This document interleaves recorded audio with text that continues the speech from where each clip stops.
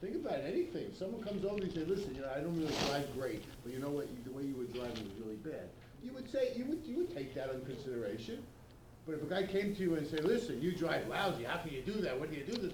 Then of course they're going to react differently. They're not going to accept it. Yeah. Okay. Let's see what the Rebbe says. Let's it's good conversation, but let's see what he says, and we'll think about it and open it up. Okay. Another few minutes. Okay. So now the Rebbe elaborates on this. Sometimes the fact that the listener doesn't have the facts, doesn't know the facts, about the stringency, the seriousness, the severity of the particular sin, that attributes much to why we don't follow, because we don't know. The scolder must levayir ulahasbir lashoimim. He has to explain to the listeners the great severity of the issue at hand, and to arouse them. He shows them in Yiddish, he shows them that due to their coarseness and corporeality, they have become apathetic, or simply said, cold. From not being impacted from this severe issue. In Yiddish he says, it's Zechariah, es art ze nit. He don't, excuse the vernacular, give a damn. Okay? He doesn't care. An art is it. Big deal. Chas v'sholom, says the Rebbe. The Rebbe is saying that if you haven't informed the person of how this issue is very serious and severe, what you're doing, he says, big deal. This attitude, in other words, lacking the knowledge of the severity of the sin, causes you to be apathetic. The zebo mitzad akridus, that comes because of coldness, apathy. V'akridus bo mitzad agasus v'chumrius. Where does kridus come from? Where does apathy come from? He says because you are generally a magushim, very coarse, and overall, outside of this issue, you're grub.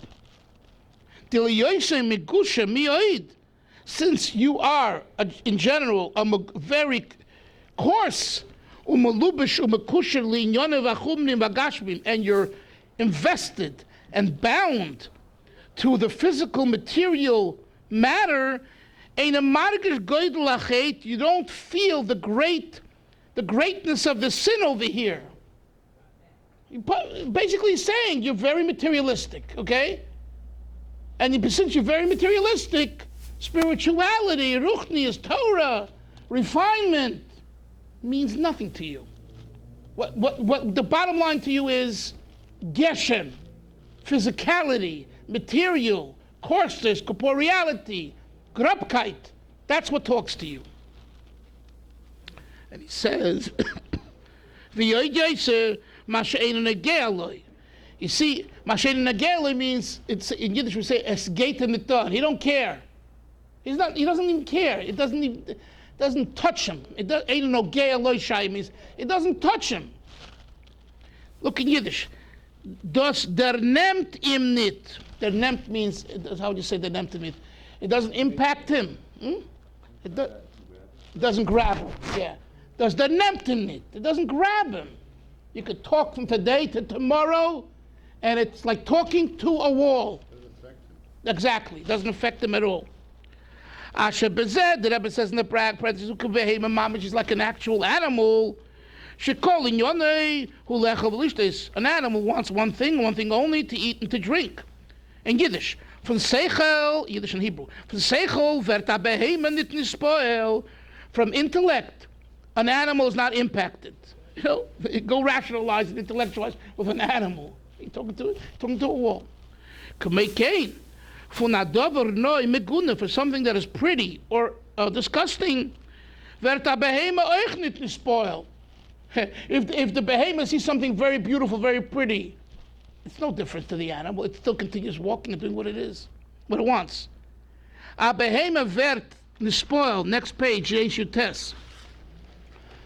An animal is impacted nor von achila v'shtia. It has one modus operandi: eating and drinking, eating and drinking, day in, day out. A behemoth. Seichel is nicht shaykh to a behemoth. Seichel, intellect, logic, is not applicable to a behemoth. K'moikein is oich. So too is this fellow. As seichel nemt im nit. Seichel doesn't grab him. Basically, the Rebbe is saying this person who's so apathetic is because he's very megushim, very grub, and talking logic to him is like talking to a wall. Says the Rebbe, so what should you do? You should continue talking and continue talking. Adasha Yifal Olav, until it'll impact him. I just conclude with a short story. It's not even a story, it's a... This is good for giving the reference myself too. Rabbi Yaakov Yehuda J.J. Hecht, the chassid of the Rebbe and Frierdiker Rebbe, one of the things that he did all the years was Shalom Bayis, very involved in Shalom Bayis, and also marriages and divorces. This was something that he was very, and people came to him. And because, he came from a certain time and he was who he was, he spoke his mind, so he was a very good broker and between people.